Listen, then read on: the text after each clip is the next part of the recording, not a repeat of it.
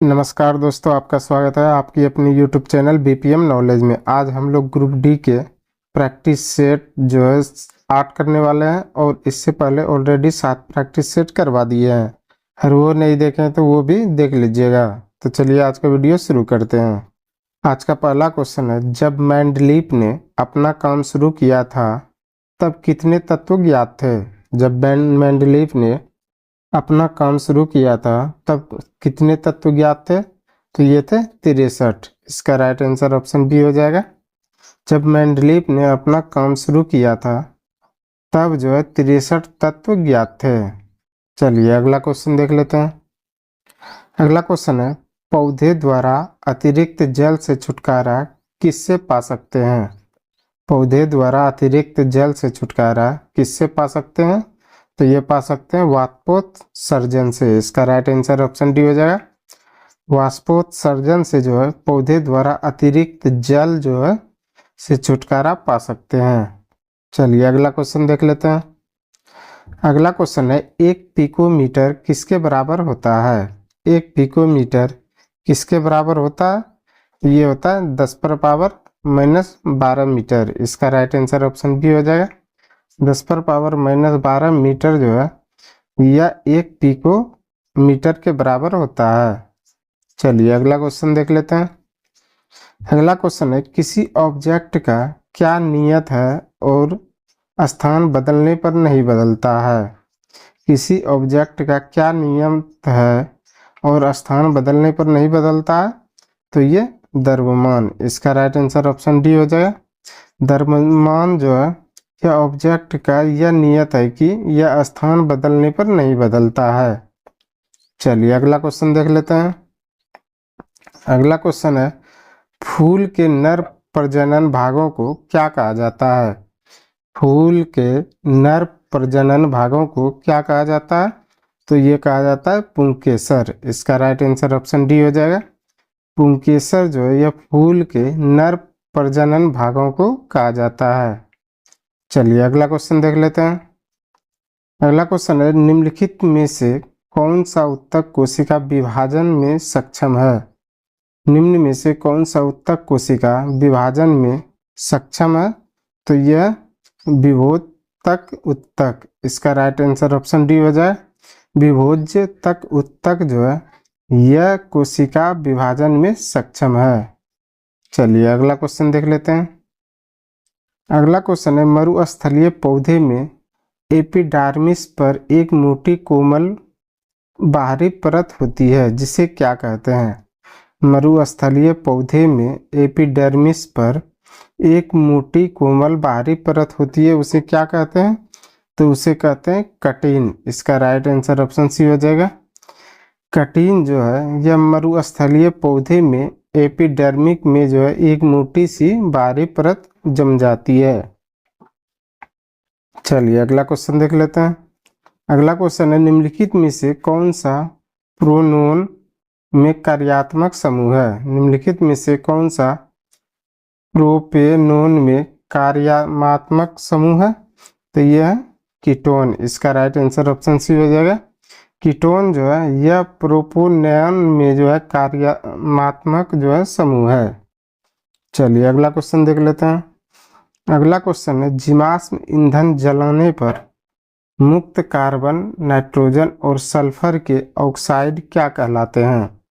जीवाश्म ईंधन जलने पर मुक्त कार्बन, नाइट्रोजन और सल्फर के ऑक्साइड को क्या कहते हैं?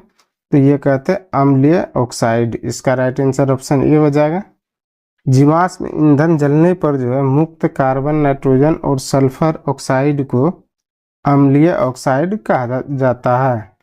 चलिए अगला क्वेश्चन देख लेते हैं। अगला क्वेश्चन है, 2 अस्थियां एक दूसरे से किस अन्य संयोजी उत्तक द्वारा जुड़ी हो सकती है?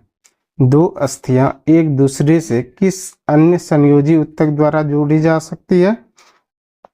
तो ये स्नायु। इसका राइट आंसर ऑप्शन ए हो जाएगा।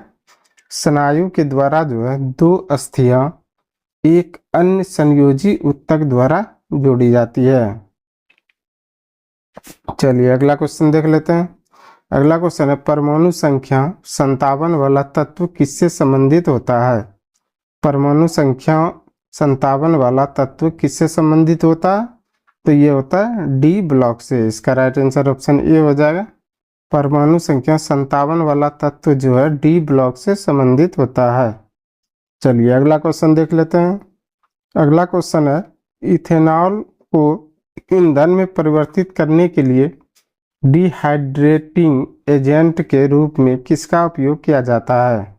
इथेनॉल को ईथेन में परिवर्तित करने के लिए डिहाइड्रेटिंग एजेंट के रूप में किसका उपयोग किया जाता है? तो ये किया जाता है सांद्र सल्फ्यूरिक अम्ल का। इसका राइट आंसर ऑप्शन सी हो जाएगा।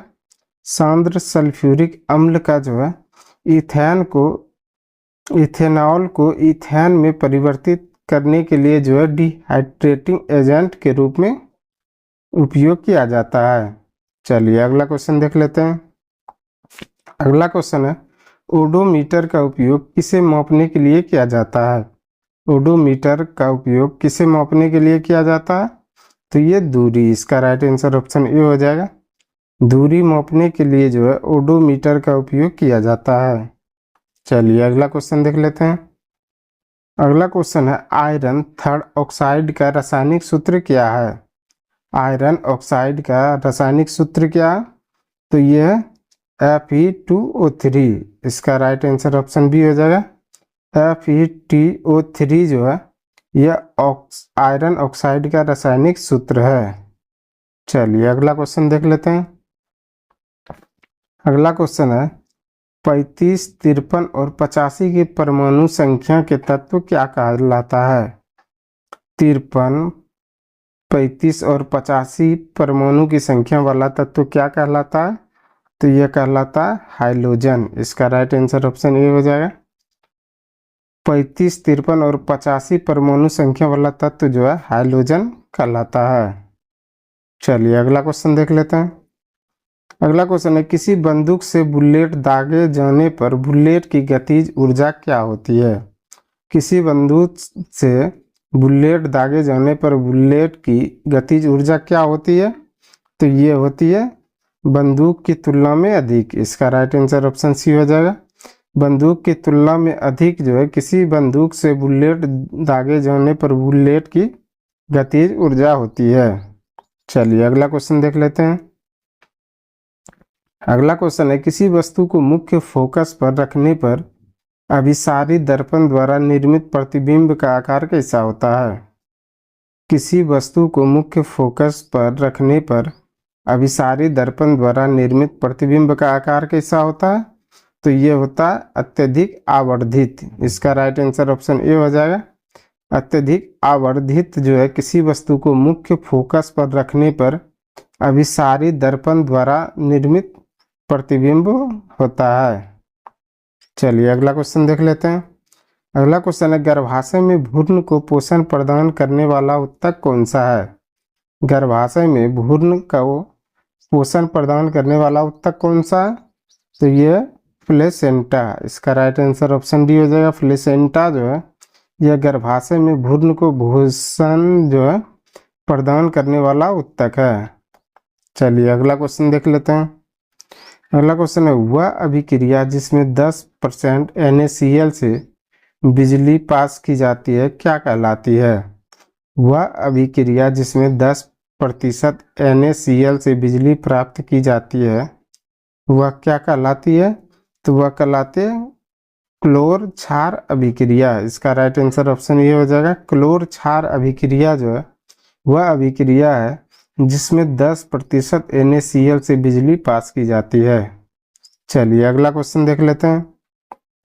अगला क्वेश्चन है किसमें मुकुलन द्वारा प्रजनन हो सकता है? किसमें मुकुलन द्वारा प्रजनन हो सकता है? तो ये हाइड्रा से। इसका राइट आंसर ऑप्शन सी हो जाएगा।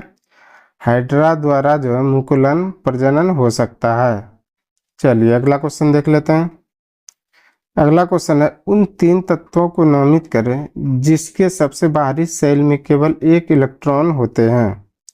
उन 3 तत्वों को नामित करें जिसके सबसे बाहरी सेल में केवल 1 इलेक्ट्रॉन होते हैं। तो ये होते हैं लिथियम, सोडियम, पोटेशियम। इसका राइट आंसर ऑप्शन बी हो जाएगा। लिथियम, सोडियम और पोटेशियम जो है इसके सबसे बाहरी शेल में केवल एक इलेक्ट्रॉन होते हैं। चलिए अगला क्वेश्चन देख लेते हैं।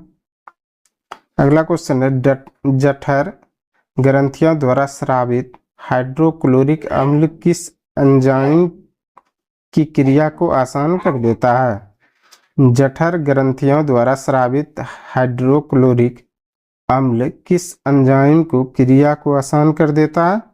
तो ये कर देता है पेप्सिन। इसका राइट आंसर ऑप्शन ए हो जाएगा। पेप्सिन जो है ये जठर ग्रंथियों द्वारा स्रावित हाइड्रोक्लोरिक अम्ल को जो है यह आसान कर देता है। चलिए अगला क्वेश्चन देख लेते हैं। अगला क्वेश्चन है अधिकांश सरीसृपों में कितने कक्ष होते हैं। अधिकांश सरीसृपों में कितने कक्ष होते हैं। तो ये होते हैं, ये 3 कक्षीय हृदय होते हैं। इसका राइट आंसर ऑप्शन सी हो जाएगा। अधिकांश सरीसृपों में जो है 3 कक्षीय हृदय होते हैं। चलिए अगला क्वेश्चन देख लेते हैं। अगला क्वेश्चन है मैंडीप की आवर्त सारणी में ऊर्ध्वाधर कॉलम को क्या कहा जाता है। मेंडलीव की आवर्त सारणी में ऊर्ध्वाधर कॉलम को क्या कहा जाता है। तो ये कहा जाता है समूह। इसका राइट आंसर ऑप्शन बी हो जाएगा। मेंडलीव की आवर्त सारणी में ऊर्ध्वाधर कॉलम को जो है समूह कहा जाता है। चलिए अगला क्वेश्चन देख लेते हैं।